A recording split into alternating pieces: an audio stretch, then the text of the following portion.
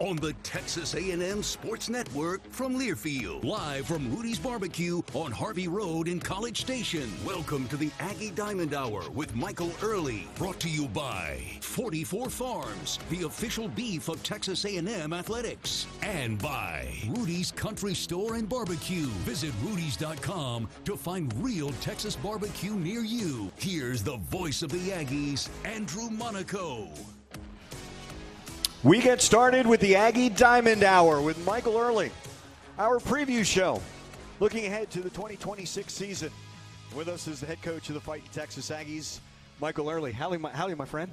Howdy. It is so good to see you. I cannot wait for first pitch. I can't even imagine how much you can't wait to get these games going and playing someone in a different uniform, right? Yeah, it gets, a little monotonous playing each other, but at the same time it's necessary. And just we didn't even have a great practice day. Not good at all. But you want that now. We want to get to a point where we don't want to react in the season. So I'm really looking forward to tomorrow, and it's not that one day at a time cliche. It's really what it is. So we just got to keep going, man, keep getting better. And I like where we're at from a health standpoint. We got the right personnel. We're just trying to fit those puzzle pieces together. But we got a lot of guys bought in, and, we need to play good, hard-nosed baseball and fundamental baseball. People ask me tell me about Michael Earley as a head coach, and I said, I'm going to give you a word, compete. It's a big word for you, isn't it? Yeah, and it's how you portray it to your team and how you go about your business. So I think this year more than anything, you're going to see that, there's going to be errors, there's going to be strikeouts, there's going to be all those things that happen in baseball, but an effort level is something that is a standard that will never stop. That effort is – talent has nothing to do with that, right? Yeah, I don't think anything, specifically in college baseball, just because it's shorter season, big leagues is different. Yeah. But it can never take a day off. Yeah. And it's not to win in college baseball, from what I've learned and seen, it's not about baseball. That's got to be your standard of play, your talent level, how well you play sets you at a certain benchmark, right? But it's everything else. It's everything actually but baseball. Yeah. And in turn, doing those things and executing those things the right way and holding yourself accountable and having a standard, in turn, makes you play better baseball. Right. So it's I think getting that message across was big in the fall, and even now, even with a day like today, it's good. Like, bad is good, right? But it can't be bad for too long, and you don't want to be in a position that you don't want to react in season. How much do you want the players to understand it's bad and be better tomorrow as opposed to coming top down? Yeah, I think you have to tell them? Yeah, you do, but at some point, and we need to get to that point. I think we're close to that point. The accountability within each other has to be what it is. Mm-hmm. I'm going to be consistent. You don't let things slide, but I think we have some leaders emerging. I think there's some guys that should be, and there's some guys that need to get there. But when it comes down to it, it's also my job to empower them and get them to do that. So we are close. We are right there, but we are not where we need to be. But we're right on that edge from that standpoint. Now, from a baseball standpoint, being fundamental, pitching, running the bases, I like that part. Yeah. But I don't think that part's as big as what really matters. If Mike Elko says, with that effort, grind, it's a 60-minute game, and Bucky McMillan says, the way we play, cumulative effect, it's a 40-minute game, does Michael Earley say, we're going to be a 9-inning team and relentless for 9 innings? Absolutely. Yeah. Or, or 12 or 13 or 14 or 7. Wait a second, or 8.5. I like those. Right. Let's not play the bottom of the ninth at home. I like 7s when we're on the right side of it. So those are always good. So when I was when I was doing my time as an offensive coach, I would get mad about the 10-run because I was like, "No, man, let's keep going, score and hit." Now I'm like, let's win the game, get out of here. That's good. Before we get going, you went to Indiana. Can we talk Indiana football? During a Aggie Diamond Hour with Michael Earley. I would have much rather seen the Aggies win. But I got you. Totally understand. For sure. There's no doubt about that. But it was very – if you grew up in Indiana, the thought of that ever happening just was not there. So it was really cool. My brother-in-law played football there. I played baseball there. Mm-hmm. My wife was on the rowing team there. Mm-hmm. Her sister was on the rowing team there. 2 of her other siblings went to Indiana. Growing up in my house – when I was young, I didn't know who the governor was, but I knew who Bobby Knight was, right? Yeah. And so that's kind of, it's always been a big part of my life, and seeing that was really, really cool. Great story, too, is it not? Yeah. But you can see a guy like Curt Cignetti, and I know you're close with all the coaches. Mike Elko's right there. He's right there with that connection to the players that he has, who he's bringing in, who he wants to bring in. And you have to have that, do you not? Yeah, and I think he's done an incredible job. I know their season, only one team's season ends how you want it to end. I thought, just getting to be around him, and he's made of the right stuff, and he's the type of guy that I think is going to lead this place to like championships and more than one. Michael, in this offseason, let's start there in a preview, almost a review. A season ends, and you dive right back into your recruiting, but you go through the draft. Were you able to navigate that, and then the recruiting, and then the portal? If you could give us an update on how that went for the Aggies. Well, the whole scenario is a mess. Yeah. Like there's no. I was hoping you were going to say it. It's a mess, more so in our sport than any other sport. We're the only sport where when you sign a kid, he's not guaranteed to come there. Right. And to get a kid as a freshman that's a caliber player that can impact as a freshman, it's going to be a coin flip whether you get him or not. But then the portal closes before the draft. You have to turn your rosters in. They made us shrink our rosters. Then they said you could designate guys. Talking to other coaches, it makes you feel better because they're like, yeah, it's a mess for us too. Right. But yeah, you just got to go, right? You got to go, and it's tough, but it's why you do it, right? Recruiting is a huge part, and roster management is a gigantic part of this job. And we went out and put together a really good ball club. Really good. We hit on the pieces we wanted to hit on, the right guys, the type of guys. We targeted specific guys, and you make a list and all the spots you want it, and we really hit at the top of a lot of them. Which you have to, and you have to almost layer it, do you not? Immediate need. The other part too, it's player retention of your own guys. I think that's a big part in all of it. We always want to do the shiny new coming in. I think retention leads to success. Yeah, if Shane Sdao or Weston Moss were in the portal, they'd be, two of the top 3-4 pitchers in the portal. Right. They both had chances to go to professional baseball, and they stayed. Yeah. That's number one. I mean, getting a guy like Nico Partita to come to school, Boston Kellner to come to school, those type of things that's where you start, right? You're retaining your own guys, and here with I think what we've built in the program and the trust we have, it's not retaining them to go to other schools; it's retaining them not to go pro, or when it is the right time for them to go pro. Because they bet on themselves, but they also bet on the program. Do they not? Yeah, I think it's a really unique place where playing here really means something to a lot of our guys. They don't just come to Texas A&M to play baseball. It's a way bigger experience than that. And I think that's the part that's really cool about this place. It's not just – and you get transfers here that come here, and they only come here because of baseball or who the pitching coach is or who the hitting coach is, but you get a month or two into it, and they really become a part of it. Right. And every one of them will admit that to you. Yeah. And that's okay. Like, you don't got to come here for any other reason but baseball, but inevitably that always happens. Because that's the program and that's the reputation that has been built for Aggie baseball, right? Bucky McMillan said every player he brought on campus signed. That's how much Texas A&M. And now we see, look, it was a collection, but now we see that they are Aggies and they've embraced the place. You find that as well. Like, Michael, if we look in years past of guys, it's like, yeah, they may have been somewhere else, but the moment you think about it, like, oh, he's an Aggie. You know what I mean? Like, absolutely, they just exude every characteristic of being an Aggie. That's impressive. You kind of have to, because that's what it pulls it out of you, and it's just a very, if you don't like family, community, and you know what I mean. That's what this place is, and a fan base that supports you a ton. Like, how can you not love that and be a part of it and feel supported? So it's that part I never take that part for granted, and I never will. Tell me about how important you bring him back into the fold, Cliff Pennington being on your staff. Yeah, he's great. I think it's such a big picture with Cliff and putting our staff together, how he wanted to do it, and how him being here helps me so much do my job more effectively, where I can separate and be the head coach, run the program. Everything in the program is on me. Yeah. On the flip side of that, the hitting and the offense. It allows me to not You know, if you can be good at a lot of things, but if you're doing too many things, you're going to be average, below average, or not good at them.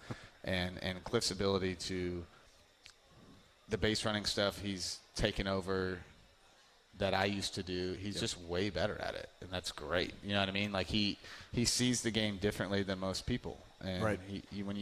When you're a player like him, who was a gritty player that had to be smart, have a high IQ, and you play 11 years in the big leagues, like there's a reason. Yeah. And that's part of it. I think his experience and where he coached at under a really good coach. I think the part that he was an assistant coach for a head coach that did the hitting. Mm-hmm. There's a unique ability there. I mean, Cliff knows hitting too. Right. Like he's great at it. And him and, Troy Clonch, they do a great job assisting me. I'm not doing everything by myself. But, and just with the infield defense, and again, and then you throw in the whole part, which is more for you guys in the media, that he played at A&M and went in the first round. That's great too. Like I love that. That's cool. Like the one thing I always heard about. We'll see how cool it is when he gets a guy thrown out at home. But he's just done a phenomenal job. He fits in. He's got an awesome family. The guys love him. He works super hard. And how I always judge a coach or guys I coach with is I think the standard part is you have to be good at your job. But, like, how much do you care? And he cares a ton. That care factor, you can feel it. The players feel it. They want guys that want to make them better. And he does that every single day. And he's been a massive just help to our program. Because there's got to be that connection of making the players better. It can't be just, I'm Cliff Pennington, look at me, be like me. He's got to have that connection with the fielders and the base He's runners. a little older, too. I'm not sure how many of these guys actually remember him as a player. But that's a good point. I definitely did. Yeah. But the cool thing with technology is they'll have YouTube, so we can right. see. I think he was the first position player to ever pitch in a postseason game. So they've seen all those videos and stuff. So they can do their information and get it real quick. He fielded the last out on Dallas Braden's perfect game. Mm-hmm. That pops up every year. So they can get a pretty quick idea how good he was. All they got to do is look up his stats. What did you learn from last year? I get that question a lot. Yeah. Which you would have gotten, I think, anyway in your second year. Does that make sense? Yeah, for sure. Yeah, I think it. I mean, everything, right? Everything's on me. Every single thing is on me. Period. Yeah. Everything. Chuck Daly no matter said, if you can't control it, find out a way to control it. That part is not being controlled, but every part of the program you're responsible for, right? Like every single part of it. And everyone asked me last year, and I don't think you're asking at that angle, but it's like, for me, the fans don't like us losing or having a bad season. I obviously don't. Right. I would trade it for the players and for them, for everything, but I wouldn't trade it for me sitting here right now. At this moment, I want it. Right. I would, but I want it. I know what you're saying. Right? Yeah. So it's like when you do that and you have the ups and downs, you have just, you have some misfortunes, some of your own doing, a lot of your own doing, some you can't control. That part to me has been really good for me. Really good for me in all aspects of my life, coaching, everything. Sitting here right now, I think if, guys don't get hurt, we kind of out-talent our way into whatever. I don't think I'm sitting here the same person and as prepared as I'm going to be and am for this season. Yeah. We'll talk about more. We're just getting started. This is the Aggie Diamond Hour with Michael Earley. We're at Rudy's, 504 Harvey Road here in College Station, and this is Aggie Baseball from Learfield. Thanks to the generosity of 12th Man Foundation donors, Aggie student-athletes have the resources to succeed at Texas A&M and beyond. Start your tradition of support today at 12thmanfoundation.com. The Aggie Diamond Hour with Michael Earley. We thank you for joining us. After this segment, Gavin Grahovac, Shane Sdao will join us. Open scrimmage on Saturday, 1 o'clock at Bluebell. Kevin, there we go. Am I on? And now you are. I do need to mention I parked in to-go spot 2 because it was packed. Gotcha. So don't tow me. Okay. Right. No towing. I'm going to get some food. The head coach. He's going to get something to go. We promise. If they do, Bill Trev. No, I'm kidding. Speaking of Trev Alberts, and I've used this with and I've asked this of Mike Elko, and I asked this of Bucky, the alignment. How important is it to have the alignment with Trev? It's great. I mean, everything's clear, super supportive. Anything you need, he's there for you. He's done a just tremendous job of communicating, which is something you really need from a leadership standpoint. Yeah. I never feel a lack of communication about anything. And between him and my sport administrator, Aaron Jones, like they just do an awesome job of making sure we have what we need when we need it, and going out of their way to see if there's anything they can do to help us. And that part is, I don't know any other way. And I've heard stories, right? I mean, for me, it's been awesome. Give us an update on the development center. Have you seen the parking lot? I have. If you've seen the parking lot at Olsen Field at Bluebell Park, there's going to be a little less parking this year. If you have any issue with parking, don't come to me. There's other people to talk to. I apologize for that, but with that comes progress. So it's going to be really, really, really cool. Got to be a part of it from the ground level, designing it, from everything. There was one day, I mean, we're going over every room, and we got to the bathrooms and the locker room, and they're asking about the lighting, and I'm like, I don't care. You know what I mean? Like, you guys got that part. Someone else figured out I'll probably never go in there. We'll never go in there in my life. So every detail covered. It's pretty amazing when you sit in a room with those people and you talk to them, how you can just talk. Mm-hmm. And then they come back and, oh, man, that was really close to – it's like doing like a sketch, you know what I mean, of a person's face that you see. And it's crazy how good they are at that. And it's been – pretty cool experience. Second time I've been a part of it. When I was at Arizona State, we did a brand new hitting facility, and my head coach put me on it. Oh, really? So I had some experience being in those meetings, and it wasn't foreign to me. And I don't know why he made me do that then. I didn't really want to. Right. I'm glad he did. But yeah, it's going to be state of the art. Yeah. Big, nice, really, really good, where you can walk in there, not only from a development standpoint for our players and having nice things to work in, but from a recruiting standpoint, when a recruit walks through those doors, it's going to hit you right in the face, oh, this is where I want to be. And that's how you continue the success, correct? With things like this isn't just, it's a shiny new toy because someone else has it. We all benchmark one another. I totally understand that. But this is where you have to be in 2026 and beyond, do you not? It is too. It's two-parted.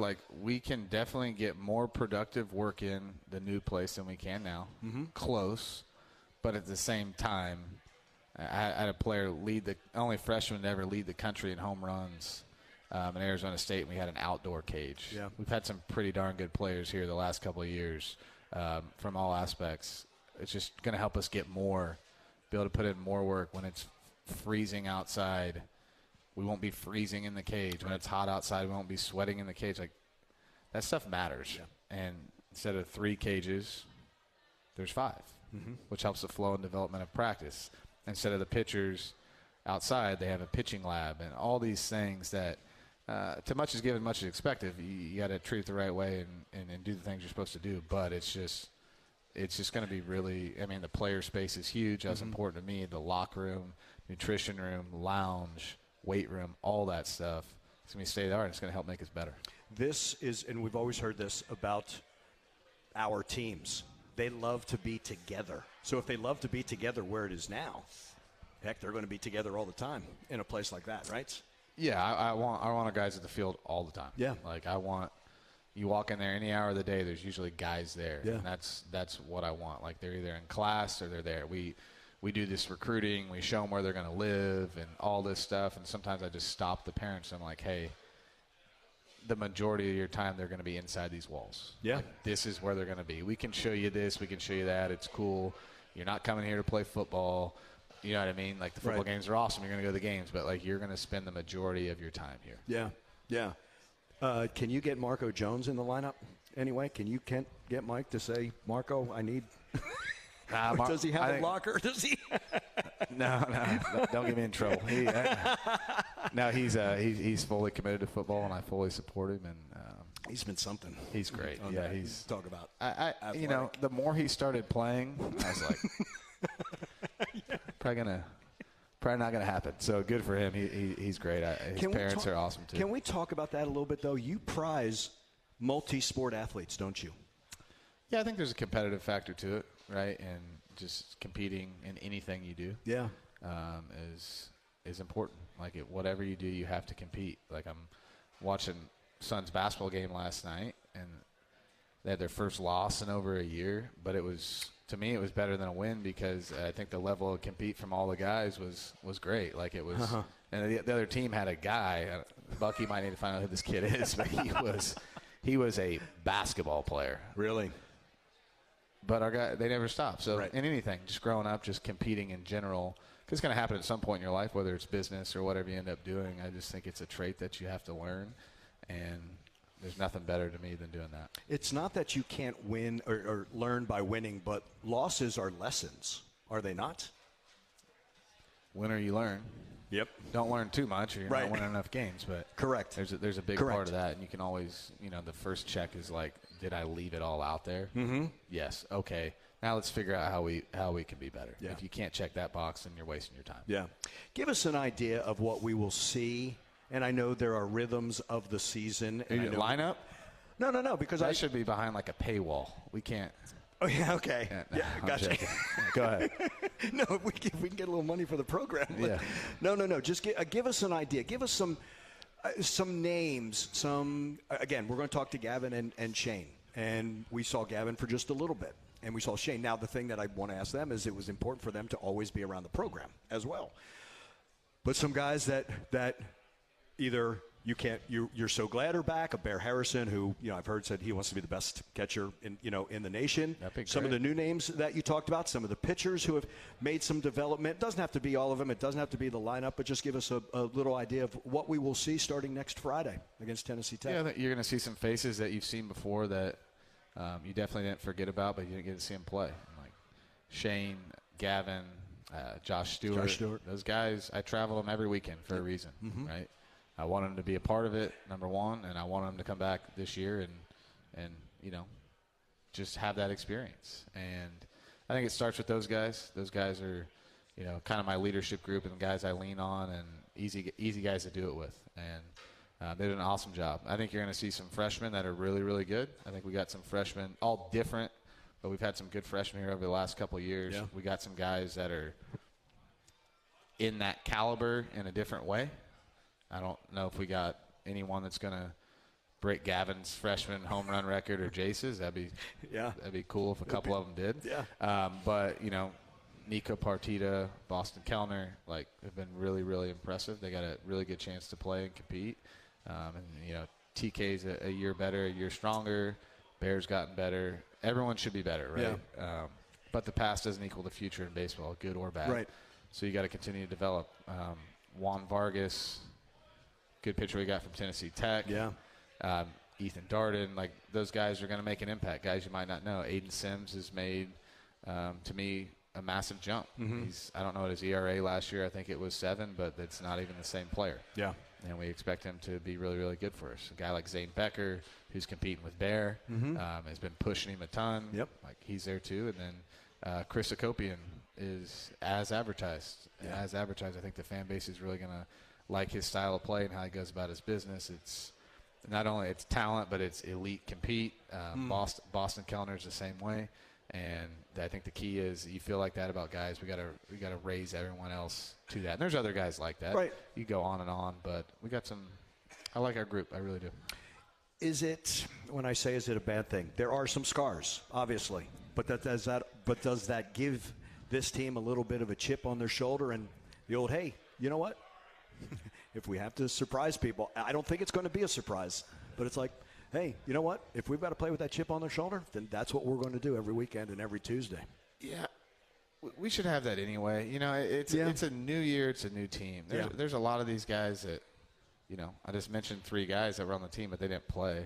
There's a lot of guys that, Chris Copian wasn't a part of that team. Right. Kellner, Partita. Right. I think you just have a chip on your shoulder in general. It's new year, new team. It's, the scars were for me to learn from in the offseason, get better at my job, and for guys, to have better seasons than they had. But it's not something we talk about or mention. We are fully focused on this year. It's just, at this point are irrelevant to some of them. Like it's just not something that, when I met with the team at the beginning of the year, I first met with all the returners to address some things because I didn't want to address those in a room with guys that weren't a part of it. Right. Because they don't need to. We are moving forward, and, I think that message was heard loud and clear. And this 2026 team is unique. It needs to have its own identity. Correct? Teams, any team, you've been on teams, they only last for months together, and then there are different pieces. 2026 is going to have to find its own identity, is it not? For sure. And we want to – I think we got to a point in the fall where I thought we had it, right? We played a team that's a really good team, and I just felt like at that point I just felt a compete and toughness that was higher than theirs and maybe not a talent level that was on that day, right? And that can change from day to day, but I was like, okay, this is it. We got it. And fighting to get that back, right? We want to get it, and you want to find it, and you want to try to have some sort of identity before you go into a season. It's going to change a little bit, but at the same point, I do not want to react. Like, we want to be ready to go. You want to make adjustments, but reaction in season is not good. More of the Aggie Diamond Hour with Michael Earley. And when we come back, Gavin, Grahovac, and Shane Sdao join us. Stay with us. We're at Rudy's, 504 Harvey Road here in College Station. This is Aggie Baseball from Learfield.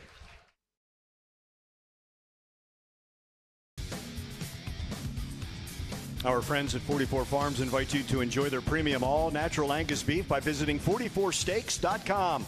44 Farms, proud sponsors of Fightin' Texas Aggie Athletics. We continue. It's the Aggie Diamond Hour with Michael Earley, or we can rename it now, the Aggie Diamond Hour with Shane Sdao and Gavin Grahovac. Or you guys can fight if you want. If you want to be first. And I'll let him have it. I'll let him have it.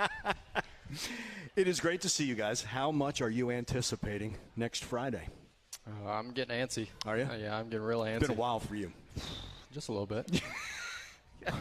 Oregon, right? Oregon. In a super regional. It's the last time. Yeah. Not to say you're not antsy either. Yeah, no, I'm ready for this thing to get going tomorrow. I'm excited. This is going to be it's a fun week building up this time, and then next Friday it's go time. So we're excited. How did you handle? Who helped you handle being sidelined and not being? You were around the program, but not being able to do anything about it. I mean, I think we kind of had each other. I mean, we're kind of in the same situation at the same time, so it kind of worked out in that way. I mean, not the way we wanted it to work out, but it did. But I think we did well at just kind of staying with them. I mean, just helping where we could and kind of staying off each other's toes. So, yeah. You made it a point that you said, okay, I'm going to get this done, but I have to be around the program. Yeah, no, I Coach Earley was really good about, making sure I was around. That was one thing that I really wanted to do. There's just something about being separated from a team when you don't have a choice, and I didn't want to go through that. Like, I wanted to be there with the guys every step of the way, no matter whether it was good or bad. So, and I know Shane was in the same spot, but that's just where I wanted to be. I want to be with the team. I didn't want to be separated. I want to be there like everyone else. You saw Ryan go through it. Did that help you? A little bit. I mean, I kind of had him to fall back on whenever I had some questions. But, I mean, we had plenty of guys that had TJ before, so I kind of talked to them and saw where Ryan's head was at, and he's always at a great spot because he's so intelligent. But, yeah, it was definitely a great help to have him behind my back, and then obviously JK went through it as well back in the day. But, yeah, it was definitely nice having him. Talk to me about JK and the connection that you have with him, because he seems to have great rapport with the pitchers. Yeah, we definitely got a special connection down there with the pitchers. I would say we have a less orthodox kind of relationship, but it's a lot of fun. I mean, he has a lot of fun, and then whenever we need to hone it in, we get serious real quick. Right. So it's great down there. Like Michael was saying earlier, you guys know when to get serious, correct? Correct. And if you don't have it, it doesn't have to come from the coaches, right? It's probably first out of my mouth or Josh's mouth. So yeah. Gavin, with Michael, what makes him so special? Take away as the head coach, just as a coach, and how he can relate and his joy comes from making people better. Yeah, I mean, I've known Coach Earley since I was 14 years old, so obviously we have a special connection there. But just the way he's there for us every single day, whether I was playing every day or I wasn't, he was there for me. He didn't treat me as someone on the sideline. He treated me like I was on the team every single day, playing every inning. He's always been there, supported us. He treats us like his own kids, and you see how he is with his family, and he does the same thing on the baseball field. This year, I always think back to in the past for you, Gavin, when everyone's like, well, Gavin's never led off. Gavin's never played left. Gavin's never played third. And everybody then would ask Gavin. Gavin's like, I did all of that, right? Yeah. Just as long as you're playing, right? Yeah. I mean, to be honest with you, I want to win ball games. So whatever that means, I'm hitting the lineup. Wherever that means I'm playing on the field, I'm absolutely happy with it. Just don't put him on the mound. No? Well, we'd be in a good spot if that was the case. Could you handle him in the bullpen? No. He'd be like a chicken with his head cut off. Oh. I have no idea what's going on. No clue. Gavin, could you handle him in the dugout? I'd do my best. I would do my best for There's sure. a reason why they're separate, though, right? Yeah, no doubt. No doubt. How are you different? Before we go, how you both feeling? 125%. Really? I'm more than ready to go. Yeah. Yeah. You? I'm feeling great. I'm excited to get going. Been a long time coming, so all this anticipation build up, ready to get loose on the field. You know how excited I am to watch you with two good shoulders? You know how I'm excited to play with two good shoulders? I mean, you're the SEC Freshman of the Year with one shoulder, Gavin. You know? Yeah, we made it work. Yeah. Whether that was in the training room, on the field, in the cages, we found a way to make it work, and obviously things went our way, and I'm just happy to be in the position I am. Did you ease back? Did you make sure you eased back and didn't rush it? Absolutely. Yeah, we had a whole plan set out. Coach Earley every single day knew what kind of plan we wanted. We executed it to a T, and we put myself in a spot to be ready for opening day next Friday. Yeah. Same for you. Did you ease back, and was there some impatience, but you realized, you know what, this is a much longer-term situation? There was a whole lot of easing, and I didn't like it, but it definitely was best for me, and I think the way we handled it was amazing for me and my career and just my health in general. We are coming up on 17 months post-op, so long time coming, way longer than him. But yeah. I'm almost at a year. All right, I'm close. Yeah. Oh, my God. When did you first throw? When I first throw, I see it's so long ago I don't remember. I try to. Yeah. But that was a milestone, right? Oh, definitely. Yeah. I was so excited that day. Yeah. I don't think I could sleep the night before. Got up just to throw 43 miles an hour. So. Was that long, though? I mean, you know there's a light at the end of the tunnel. It can't come fast enough. Yeah, absolutely. I think it's just you have so many people who are helping you get through the hard time that when you do see that light at the end of the tunnel, it's like it's full speed ahead from there. Right. And everyone's always telling you, like, don't take it too fast, don't do this. But they're also telling you, like, you push yourself until you can go, and when it's ready to go, you go out and play and have fun. Right. They don't want to put you in a bad spot to where obviously you re-injure it. Mm-hmm. But, again, that's why we have all the support, all these people who know all this stuff that we don't. They tell us what to do, we do it, we execute it, and then we go out and play on the field. Tell me about this team in general and what's some of the things and characteristics and what we will see beginning next Friday and through. Type of play, type of characters, anything that you can tell us about this team. Definitely got some characters on this team. But I think from day one we meshed really well. I mean, transfers came in, freshmen came in. As soon as, like, day one of fall practice started, I felt like we were been a team for a year at that point. And, I mean, I can speak on behalf of the pitchers, but we are a very tight-knit group down there, and we have a lot of fun while doing it.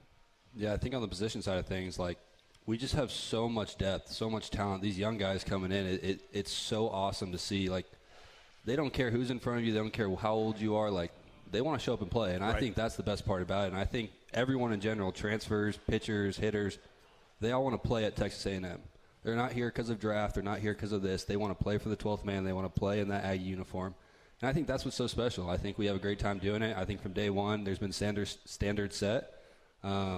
And now our mission now is to live up to those standards. We talk about them every day with Coach Earley, and you don't live up to those standards, don't show up. It's that simple. Always hear this, that players recruit players, whether it is freshmen coming in or whether it is transfers. Like, coaches obviously can do that, but players recruit players. So for you to say that there's a camaraderie and it comes very quickly, that can lead to a special group, can it not? Oh, definitely. I mean, yeah, whenever a player from another school or a freshman sees, like, we're having a lot of fun on the field, we're performing well, we're doing the things that we need to be doing the small things correct, like, it's very easy for a player to choose that rather than another school. Same way, Gavin, with a player coming in. Like, they want to compete. But they have to understand, okay, it's one thing to go from high school to college. It's another to go from high school to the SEC. Right. I think the thing for us, like when we play our brand of A&M baseball, there's nothing compared to it at any other school. Like we're at the best of the best right here. Right. Like this is the cream of the crop. Like we're going out there, we're playing our brand of baseball. We're going to hit the ball far. We're going to do the little things right, and we're going to throw gas on the field. We're going to throw gas on the mound. So I don't know. We're going to get outs. We're going to score runs, and we're just going to play baseball the right way, and that's just the easy way about going about things. He is Gavin Grahovac. He is Shane Sdao. We'll continue. It's the Aggie Diamond Hour with Michael Earley. We'll return to Rudy's. And this is Aggie Baseball from Learfield.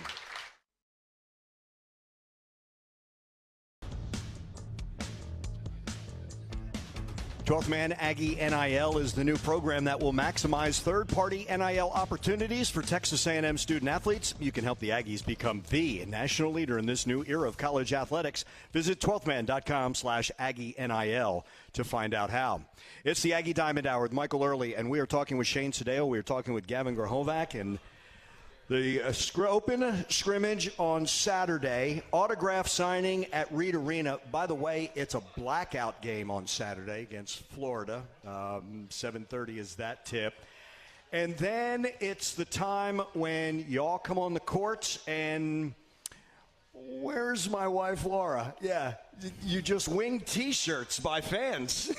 It's almost like the cannon. It's like that big old Gatling gun with the shirts, except it's coming from you guys' arms. Yeah, there's a couple guys who really try to get up to that second deck, and then there's those few of us. Shane just raised his hand. Yeah, then there's those few of us who just hit the one in the front row. Yeah, but yeah, lame. Which you're going for distance, right? I'm leaning back and I'm getting up there. But the difference is Gavin's giving it to some kid, right? Well, no, he's not. No, he's not. I go through this time because Wednesday, last night, we're playing Alabama. And Alabama's baseball team comes out. And it always seems it's this time of year that every time we visit, it's the other baseball team. And I'm like, I can't wait to watch our team take the court. It's completely different. Completely different. It's awesome. How much do you guys try to take advantage of everything that's going on campus, whether it's volleyball, winning the national championship? Do you get out to football? Do you get out to basketball, women's basketball, all of that? Do you try to take that opportunity? Oh, definitely with football. I mean, I think I went to every game except one because I went hunting that weekend. But wait, which one? Wait, which one? The last one. That's not what we wanted to hear. Oh, okay. Yeah. No, not the playoff game. Oh, okay. No, not the playoff okay. game. No. Gotcha. The last regular season. Oh, Sanford? Yeah. Sanford. Okay. Yeah, no, we won that one. If not, then we would have blamed. We did. I'm kidding him. Yeah. But yeah, I say we. I mean, I went to a bunch of volleyball games last year. I didn't get to make any this year, and I went to some basketball. So I try to make it as much as I can. I do my best to support the other athletes. Yeah. Whenever we have the chance to go out there, I'm there. But, you know, they got to do their thing. We got to do our thing. And it's fun watching them, no matter whether it's on TV or in the arena or at the field. We're always supporting from afar. Because y'all really understand what they're going through. I know it may be a different discipline in the sport, but you know what they're going through, do you not? Absolutely. Yeah. Same thing? I mean, yeah, there's just something about being a Division I athlete that we all go through together and something we commonly share, and we all bond over it. Just not everyone does it every day like we do. So yeah, it's nice being able to share those qualities. Former head coach who was here, Jimbo Fisher, said that basically you have two full-time jobs. Oh, yeah. Right? Yeah. Yep.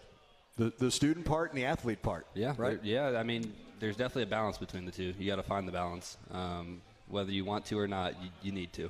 It's honestly part of maturing, and I think that we get a lot of help in, helping us set that time management, whether that's on the student side, and then show up to the field and you're there from however long we're there for, and you focus on what you got to do that day. Was that something you needed to adjust when you just got on campus? Definitely. I mean, it was definitely something you had to pick up immediately. So we came in, what was that, semester 2? Semester. Yeah, and we immediately got thrown into 12 hours, and you just had to figure it out. I mean, that was probably the best way to do it. There's no really easing into that. You just got to put yourself right in the fire and figure it out for yourself. Do you try, again, it's not like there's an off season. You know what I mean? Really, it's become 365. But do you try to, quote unquote, load up because the spring can be so busy for y'all? Absolutely. Yeah, I would say my fall is a lot busier than my spring, especially this year. Obviously, last year it didn't really matter. I try to load up on both. But, yeah, you load up in the fall so that when it's springtime, show up to the field and you're ready to go every day, and you do your stuff when you do your school stuff in the morning or days you're not playing. Is there a better time than finals done, it's all baseball, and it's the postseason? Definitely not. I mean, it's the best time to play baseball because you don't have to worry about school. You can worry about what you love. So. Yeah. It's special that people think getting to Omaha is easy. It's not. No. It's difficult, correct? Absolutely. Now, some teams can make it look easy. Right. This is a team that made it look easy, Gavin. Right. You know what I mean? Right. But it's not, is it? Not all. There's a lot of ups and downs in seasons. There's injuries. There's things that happen off the field, in the locker room. Like, there's a lot that goes into winning a lot of games. And you need to have a group of guys who are committed to that same goal.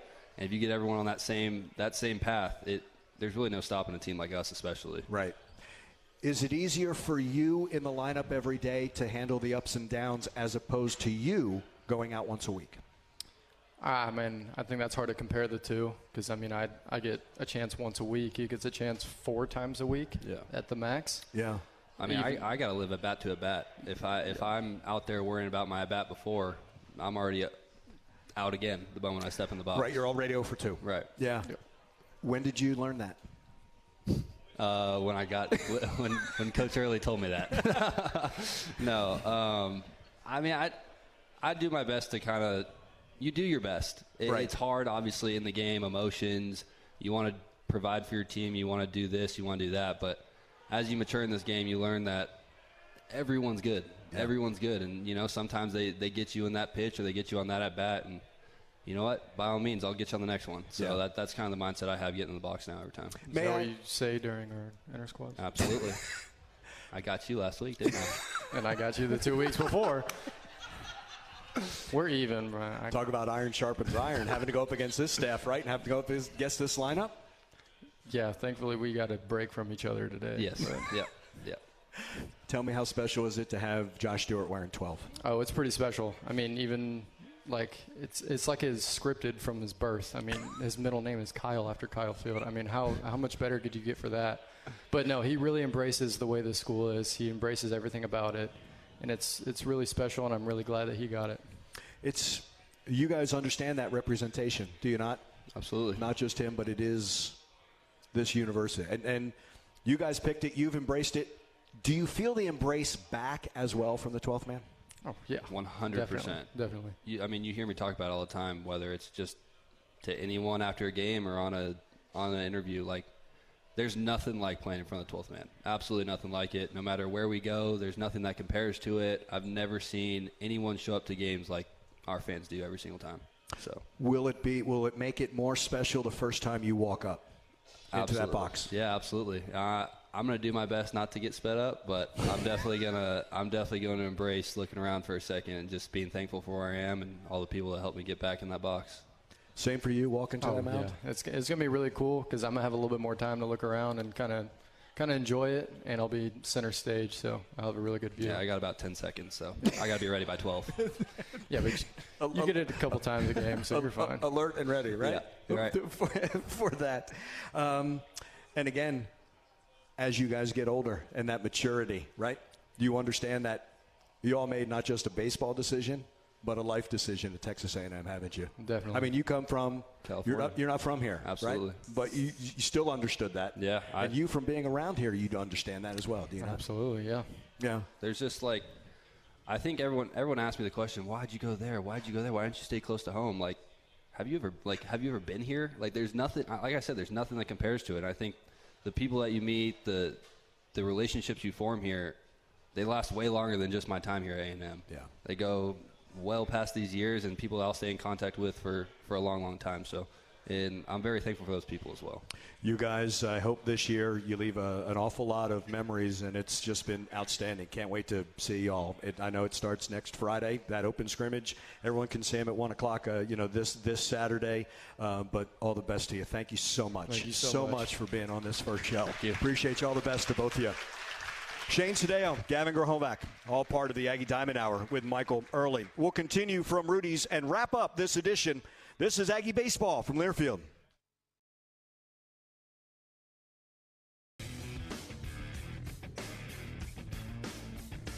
A reminder to join the Aggie Football Club, an exclusive new membership program that connects the 12th man directly with football student athletes. Enjoy unprecedented access, behind-the-scenes insight, and exclusive experiences that all help support the continued success of the football program at the highest level. For more information on the Aggie Football Club or to be one of the first to join, visit 12thman.com/Aggie Football Club today.